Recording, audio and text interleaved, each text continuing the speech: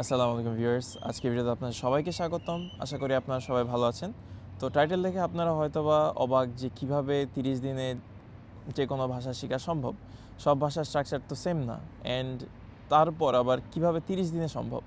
So দুইটা question mark থেকেই যায়, অ্যান্ড আপনি এই ভিডিওটা যদি সম্পূর্ণ দেখেন তাহলে আপনি সবগুলো কোয়েশ্চেনের অ্যান্সার এই ভিডিওতেই পাবেন।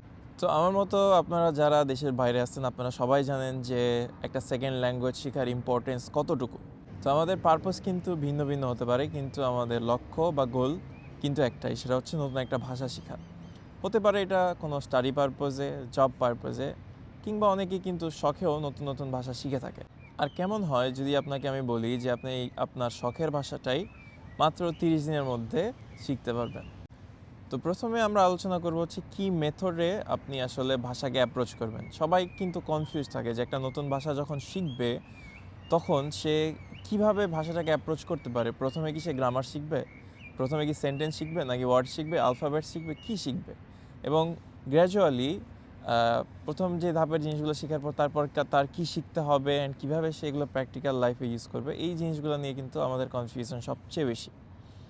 এবং এই কনফিউশনগুলাই কিন্তু এই ভিডিওতে ক্লিয়ার হবে। তো প্রথমত আমি বলে দিই, আমার যেই মেথডটা আছে, আমি যেটা ফলো করি সেটা হচ্ছে আমাদের যখন আমরা ছোট ছিলাম তখন আমরা যেভাবে ভাষাগুলো শিখেছি সেম মেথড।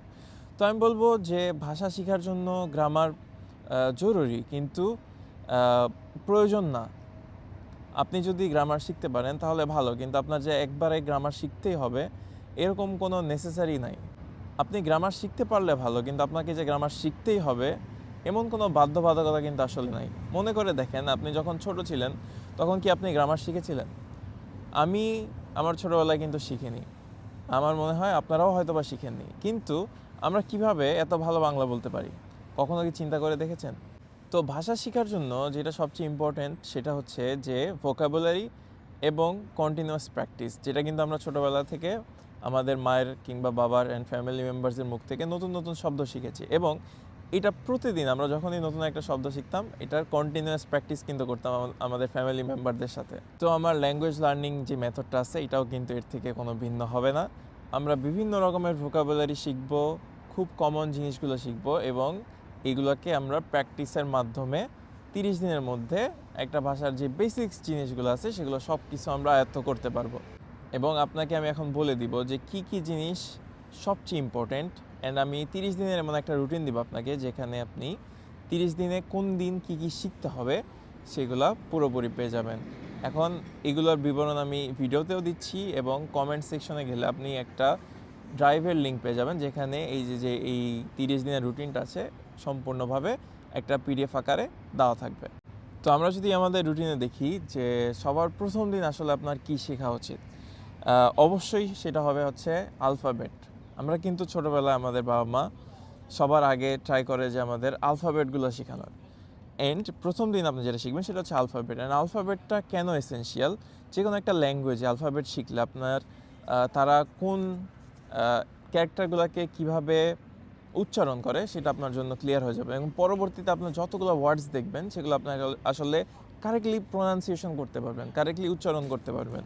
অ্যান্ড এই জন্যই আমার মতে সবার প্রথমে আপনার উচিত আলফাবেট শেখা। অ্যান্ড আলফাবেট শেখার পর বিভিন্ন মানুষ বিভিন্ন জিনিস শিখতে পারেন, বাট আলফাবেট শেখার পর আমার সাজেশন হবে যে আপনি গ্রিটিংস শিখেন।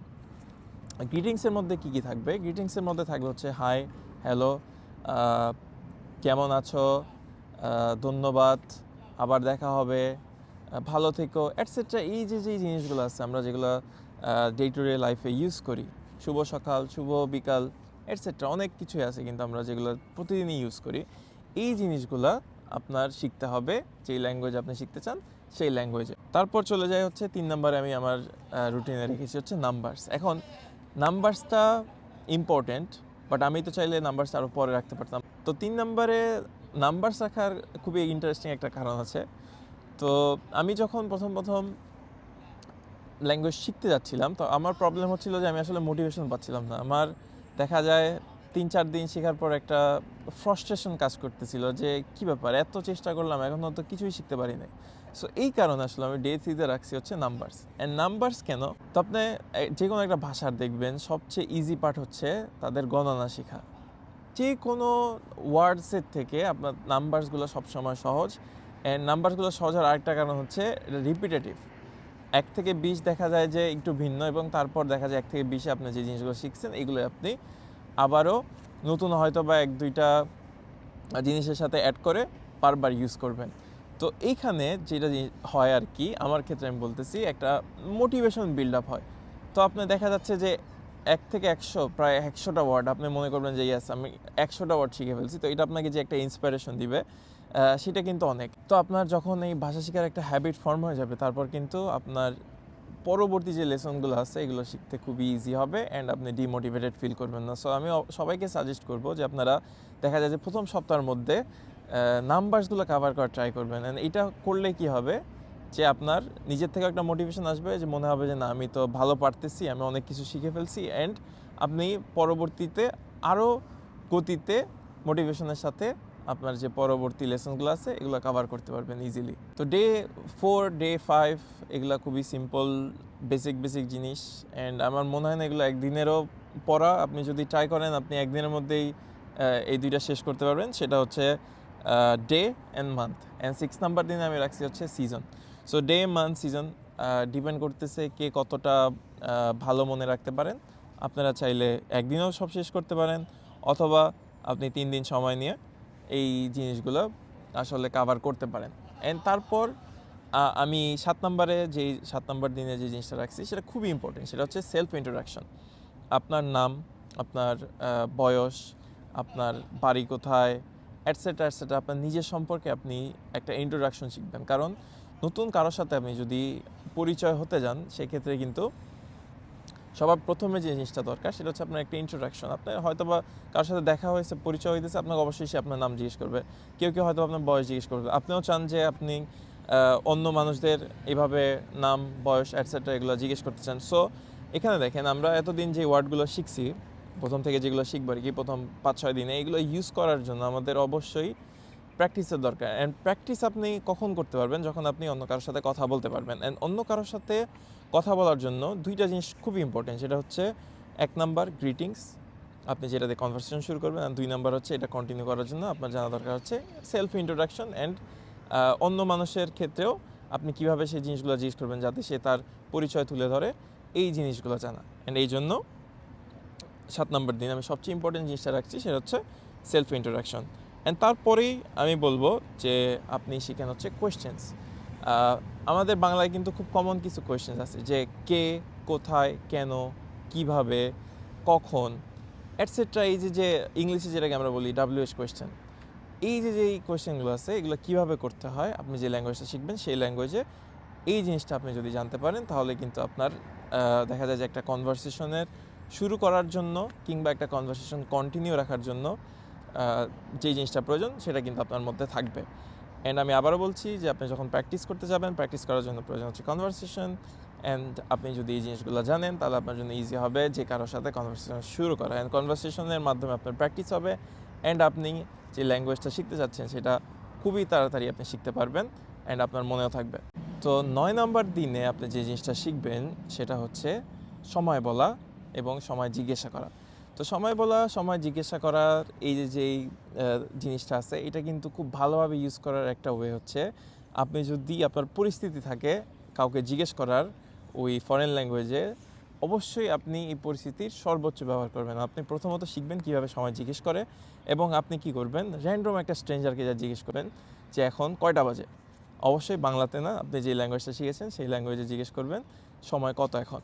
তো সে যদি আপনাকে একটা রেসপন্স দেয়, এখানে আপনার যেটা হবে যে প্রথমত আপনি যে ফরেন ল্যাঙ্গুয়েজ আছে এটাতে কমফোর্টেবল হচ্ছেন, কিভাবে আপনি ফরেন ল্যাঙ্গুয়েজটা ইউজ করতেছেন এটা আপনি ফলো করবেন, অ্যান্ড আপনি কিন্তু এই ল্যাঙ্গুয়েজটায় কমফোর্টেবল হচ্ছেন। অ্যান্ড আপনি যদি একটা রেসপন্স পান, এটা কিন্তু আপনাকে মোটিভেট করবে পরবর্তীতে আরও দ্রুততার সাথে ল্যাঙ্গুয়েজটা শেখার জন্য। আচ্ছা, তারপর আপনি শিখতে পারেন কিভাবে কোনো একটা তারিখকে আপনি বর্ণনা দিবেন। তো উদাহরণস্বরূপ যদি আমি বলি, ধরে নেন আজকে হচ্ছে 22শে ফেব্রুয়ারি 2026। তো এটাকে আপনি যে ল্যাঙ্গুয়েজটা শিখবেন সেটা কিভাবে বলবেন, এবং কিভাবে আপনি তারিখ জিজ্ঞেস করবেন এবং বর্ণনা করবেন, এই জিনিসটা শেখা খুবই জরুরি।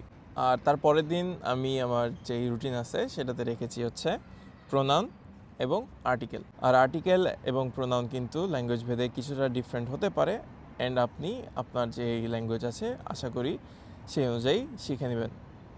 অ্যান্ড তারপরের দিন আমি রেখেছি হচ্ছে ফ্যামিলি মেম্বারদের নাম, বাবা মা ভাই বোন এবং আরও যারা আত্মীয় আছে তাদেরকে আপনি কিভাবে বিবরণ করবেন, কিভাবে বর্ণনা দিবেন বা কিভাবে ডাকবেন, এই জিনিসগুলো আপনি শিখতে পারেন তার পরের দিনে।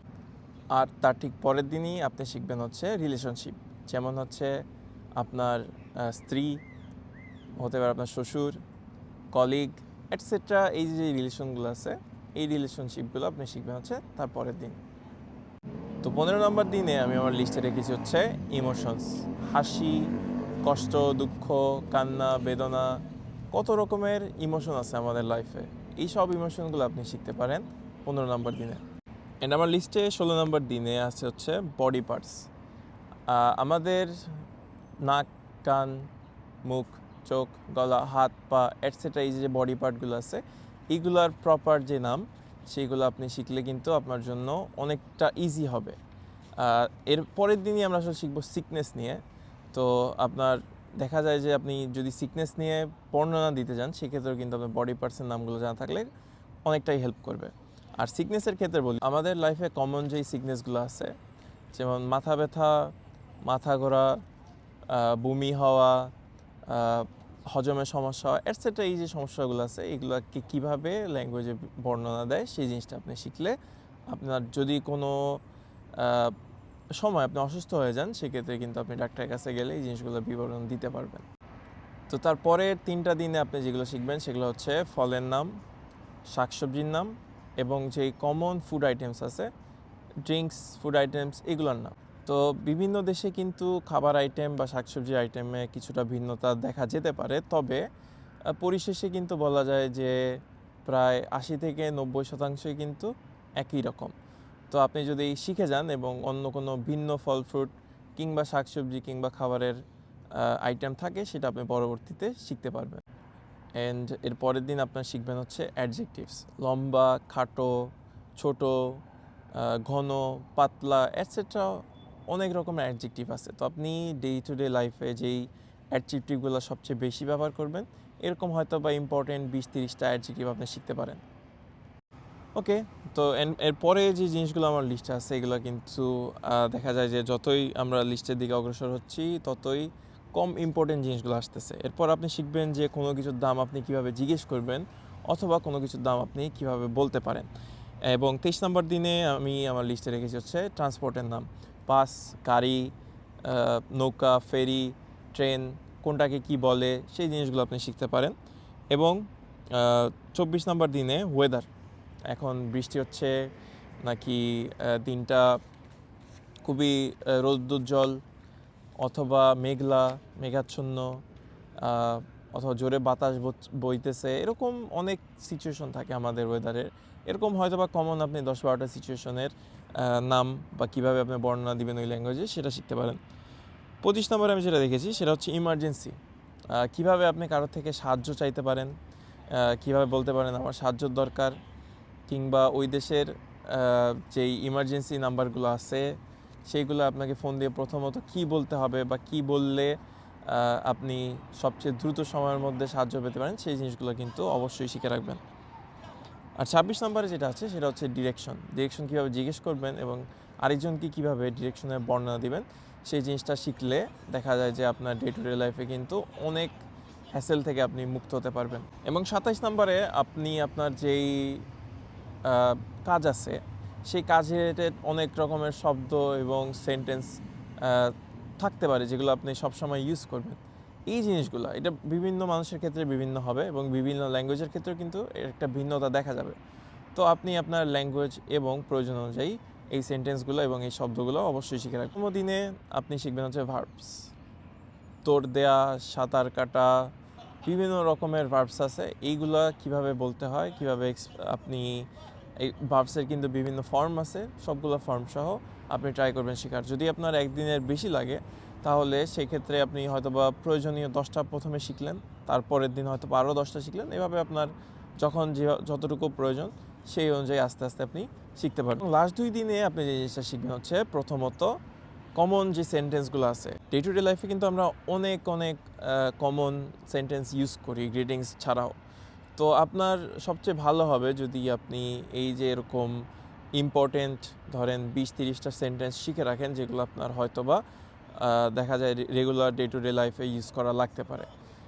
আর লাস্টে যে জিনিসটা শিখবেন একদম শেষ দিন, সেটা হচ্ছে একটা সেন্টেন্স স্ট্রাকচার, কিভাবে আপনি একটা সেন্টেন্সকে ফর্ম করতে পারেন, কিভাবে আপনি একটা সম্পূর্ণ সেন্টেন্স বানাবেন।